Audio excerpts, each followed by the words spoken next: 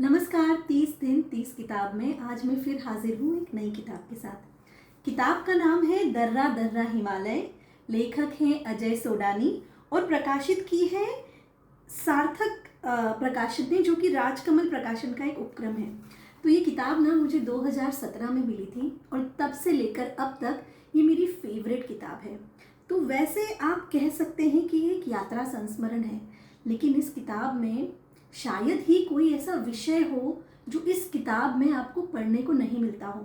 इसमें आपको पुराणों का जिक्र मिलेगा, पर्यावरण की चिंता मिलेगी, पति पत्नी का एक बहुत खूबसूरत संबंध देखने को मिलेगा, एक पारिवारिक यात्रा देखने को मिलेगी जो अपने आप में एक रिकॉर्ड कायम कर लेगी।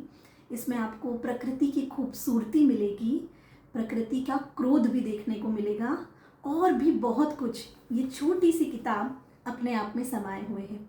तो देर ना करते हुए मैं इस किताब का एक छोटा सा अंश आपको पढ़कर सुनाती हूँ। इस अंश में लेखक एक झरने का वर्णन कर रहे हैं। वो कहते हैं, वो बह रहा था सिर्फ धर्म निभाने के लिए।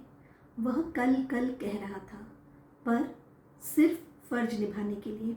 उसके पास बैठे मैंने होले से उसके जल को सहलाया। शायद उसने भी मुझे पहचान लिया, नहीं तो वो मेरे हाथ पर चढ़ने की कोशिश क्यों करता भला। इसी के आगे उन्होंने झरने के बारे में लिखा है कुछ पैराग्राफ्स के बाद।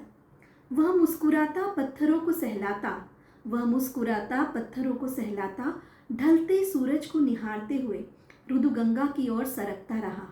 झरनों में माँ का दिल होता है। वे मरते दम तक अपना धर्म निभाते हैं, बिना किसी कोताही के, बिना कोई शिकायत किए हुए।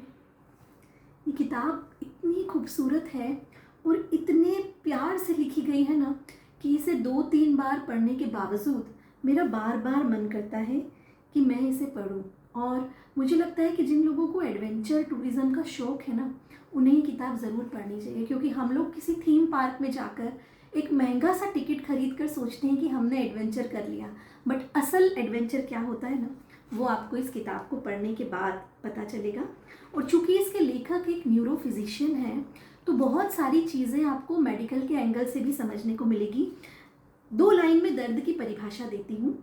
दर्द और शरीर के बीच एक विचित्र संबंध होता है। शरीर एक सीमा तक तो पीड़ा का एहसास आपको कराता है, तदुपरांत उसकी दर्द समझने की क्षमता समाप्त हो जाती है। वह दर्द के एहसासों से इतर चला जाता है। काया की इसी खूबी के चलते ही क्रांतिकारी अमानुषिक उत्पीड़न के बावजूद भी अपना मुंह नहीं खोलते। पीड़ा सहने की शक्ति का उद्गम स्थल मन में पोषित विश्वास तथा जीवनी शक्ति में अटूट आस्था ही है। तो अगर आपको लगता है कि पहाड़ चढ़ने में आपको दर्द होने वाला है या दर्द हो रहा है, तब ये किताब आपके लिए एक एनर्जी कैप्सूल का काम करेगी। तो आज के लिए इतना ही। नमस्कार।